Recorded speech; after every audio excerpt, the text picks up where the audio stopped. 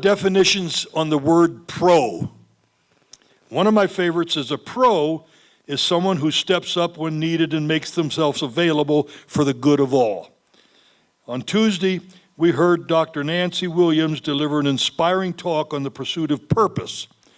But we had a speaker cancel, and Dr. Nancy didn't hesitate when I asked her to give an additional talk.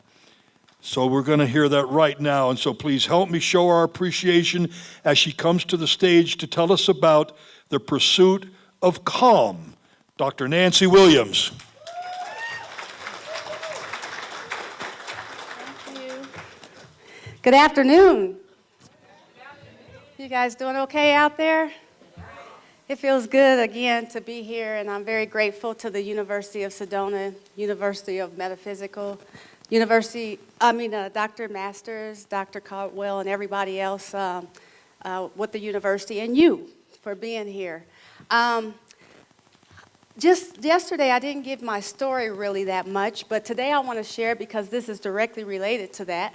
I was an air traffic controller, like Dr. Caldwell said, for 20 years, but I became sick.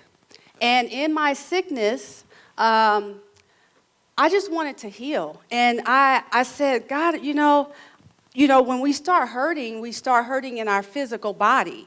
But Spirit kept telling me, you want more than just your physical, you want wholeness. And so that's why I teach holistic living now, because it is wholeness that we're really looking for. It's not just a physical thing. So as I started journeying to find out what it looked like, I did, of course, start with my physical body.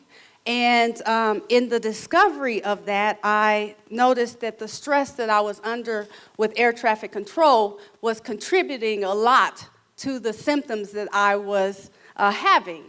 And so I set out to see what I could do to be less stressful. During that time, thank you. During that time, there was many things that and I can't go over all of them, but I will tell you one thing, that even after I left, for 3 years, sometimes I would still wake up with urgency. I'd be in my sleep, wake up and say, Delta 182, climb, maintain flight level 270, fly. I mean, just like I was still sitting at the position. So I was like, okay, so this is a process. And I really have to think about how I'm going to be whole in this process. And I thank Dr. David for his presentation, because I wasn't really thinking about it in those measures, but I remember saying to myself when I had even some of my ailments, I said, you know, my mom had this and my dad has that and this. I said, I need to cut these generational curses off right now, because I didn't want it to be, in the descendants, like he was mentioning. And so that's really out of my sickness is how my journey really began with metaphysical, with being a holistic doctor, all of it. And even coming full circle here. It is really, really important that we take the time to make the transformation, and I'm going to talk a little bit about that in a moment, because there is a process to any change that we want to make. And yesterday I was telling you that you must make the changes, but sometimes, like Dr. Patricia said, our mind wants to hold us back, but we must see how we can get past those blocks, because they are blocks, they're strongholds, whatever you want to call them. It has to be a process to changing them. So with Calm, this book was written by me and another young lady, and we actually teach this to corporations, churches, businesses. Right now we teach a lot in the city of Atlanta to the city employees, 911 operators, police departments, FBI, that sort of thing, because it actually helps them to change the process. But one of the first things you have to ask yourself, how stressed are you? And when we normally go around the room to find out how stressed people are, we may get anything from 1 to 10. And we also ask them, well, what makes you stressed and what makes you not stressed? And you hear all different kind of answers about what is stressful and what is not. So this is an individual walk too. You have to understand that your stresses may look a little bit different, but it's still having the same effects as the next person. So that's another reason we have to have compassion with one another, because we don't know what people are going through. And we also have to, sometimes it's just when I was learning how to have more compassion, if the Spirit put on me to even have a smile for someone or a hug or something like that, I started doing it. And we all go through seasons, and when we go through seasons, I remember the season of really trying to hear the Holy Spirit. And I was on my way back to the air traffic control facility, and the Spirit said, turn left. I'm like, okay, well, I'm going to be late if I don't go this way. And so, but Spirit said, you have to follow Spirit. It is a test. There's lessons that you'll go through, and then there's the test. So I made the left, and I went into this little park, and there was a car like 2 stalls over, because Spirit said, park there. Then it said, get out of your car and go to that car. I said, what?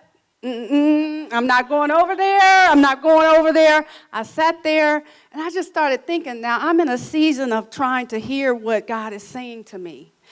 And so when I finally got out of the car after about 10 or 15 minutes, I went over, and there was a young lady in there. She rolled down the windows, and she was gripping the steering wheel, and she was crying. And I said, you know what? The Spirit just sent me over here today. I said I was headed back to the control tower, and I just wanted to encourage you and to hold on in faith. And the lady ended up telling me that in that moment, she was going to commit suicide. Her mother called me the next day and thanked me for going.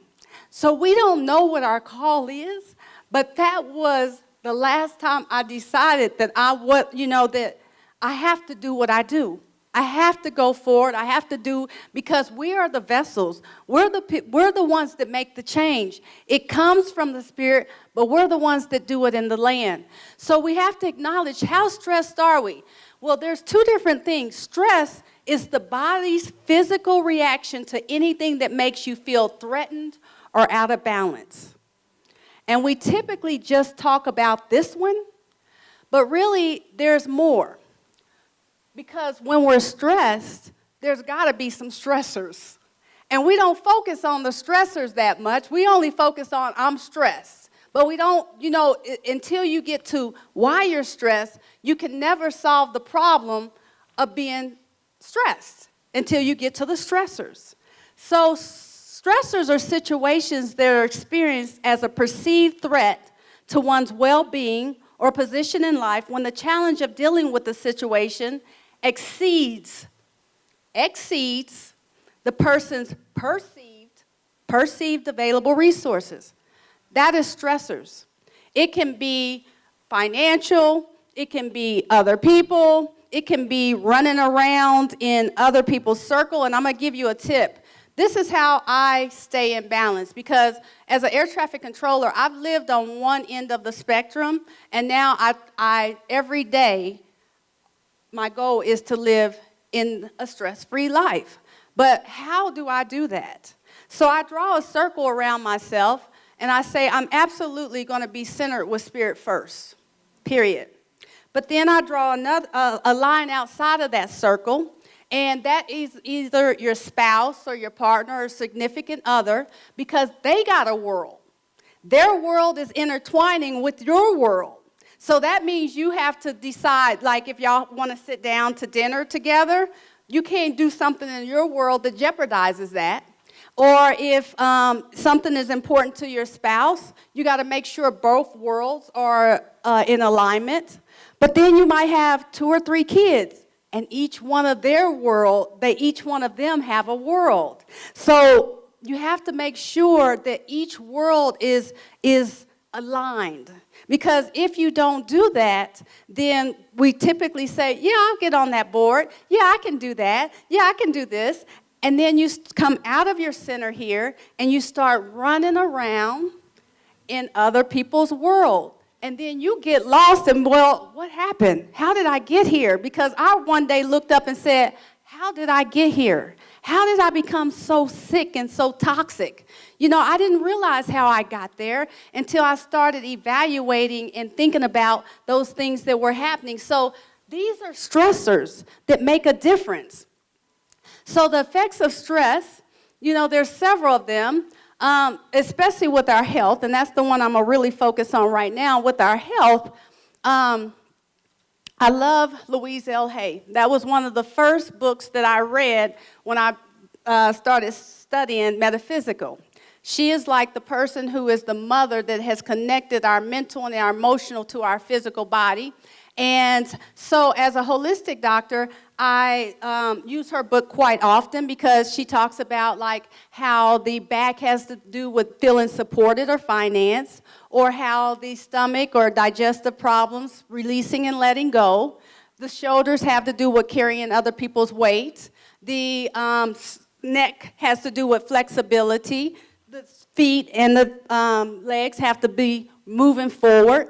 Everything is connected. Even our organs are connected to some emotions. The heart has joy and sorrow. The bladder has irritation. The liver has anger. So even in evaluating your life and what you need to change in your mental or emotional being, if you're experiencing something physical, it's not meant to take you out. It's meant to say you just need to do a little bit something different is all. So I love making the connection, because we are, like many have said up here, what we think, what's in our heart. You know, it is an out-picturing. So you can literally see somebody's mindset literally by walking into their house. Is their house cluttered? If it is, I know their mental's cluttered. If their car's cluttered, I know their mental's cluttered. You know, you can evaluate these things and who you're dealing with according to their environment, or even how well they take care of themselves. It's all connected. So we always have to do a personal stress analysis of ourselves. And in my book, Calm, that I have in the store, library or store over there, I guess we can call it, it talks about being able to do your own stress analysis. And there's a stress inventory, because you have to evaluate. When we go into the police department or FBI, and our list, our chart goes up to 300 with stress. Like you write down a number according to how many of those situations that you're under right now. Some of them are off the chart. Very, very stressful. And then people hold stress in different places. I remember a police officer saying, I hold it in my face. I had never heard that before, but a lot of people carry their stress in their shoulders. Why? Why is that stress there in your shoulders? Because when my shoulders feel tense and stressed, I say, okay, now what's happening around me? And I start evaluating. Or if something's hurting on me, or some emotions are just supposed to be a guidance, your guidance system. So if you're depressed a lot, then you need to see what is depressing you. Because this is, again, a journey, and it's also a process. I'm going to be going through a few different areas because I'm hoping that you can relate to something in your life. So I'm going to be covering, right now I'm going to cover a little bit of Eat for Energy, recognizing emotional eating, because typically that is what we mostly do when we're stressed. We use it as a social thing. You know, we start eating, our habits change and we start having bad eating habits. So evaluating yourself means, do you have bad eating habits when you're stressed? Do you eat when you're not hungry or full? Do you reward yourself with food? Do you overeat when you eat? Do you crave foods when stressed? Social activities are centered around food. Biggest pleasure in life are centered around eating. This is real. And it's real in most people's lives. The top 7 choices when we're stressed: eating the wrong foods, skipping meals, emotional eating. You know, I don't even like to call anything diet. It's a lifestyle. And all of you here are wanting lifestyle changes. You don't want quick fixes, because if you just try to put in a quick fix, you're probably going to have to repeat that lesson. So you might as well go through process, and I'm going to talk about that in a moment. Dr. Patricia mentioned about the butterfly, and I'll talk about that a little bit because I use that as the transformation as well. So fast food, drink too much coffee, soda or tea, or fad diets. You know, I have a 10-year-old son, and it was funny to me one day. I think he was like 5 or 6, and I don't drink sodas. But I had one, or at the table we were at, there was a can, and he goes, "Mom, what's that?" I was like, my son doesn't even know what so I was like, okay, well, Mom must be doing a pretty good job of keeping him away from sodas. He doesn't even know what the soda is. And so we have to evaluate not only what we're doing for ourselves, but our children, because children come here with a clean slate. They're a clean slate. It is when we get to them, the world gets to them, that we have to, you know, make sure we make the changes. Today I was going a little slower, but I've already got the 5-minute mark here. But I'm going to show you how to reshape your plate. Rainbow colors. Eat 80% alkaline foods. Eat 50% raw foods. Eat 20% acid. Eat from small saucer plates. Portion sizes, 10 ounces or palm size, because we can get a potato the size of our hand or larger. But if you take that and divide it into just your palm size, that's about the carbs that you need for that time. Increase your exercise, decreases appetite. And increase water consumption. Most people, even having back problems, the first thing I say, are you drinking enough water? Because the kidneys have to flush. I think they do, 12 pints an hour or something of fluids? You have to clean your system out. The other thing is think clearly, think calmly. Because when you have stinking thinking, then your whole life will start to align that way. And so it is about bringing that down in this way. If I have a thought that I don't desire, then I automatically replace it. I don't move forward if I'm aware of it. And I try to be aware of what I'm saying, what I'm doing, because if you're aware of yourself, then you can make the changes. This is a stress flow chart, and I'm going to actually go to the next one and let you really see it. So there's always going to be a situation, and if you can think in your mind, you're problem solvers. You are the problem solvers of the world.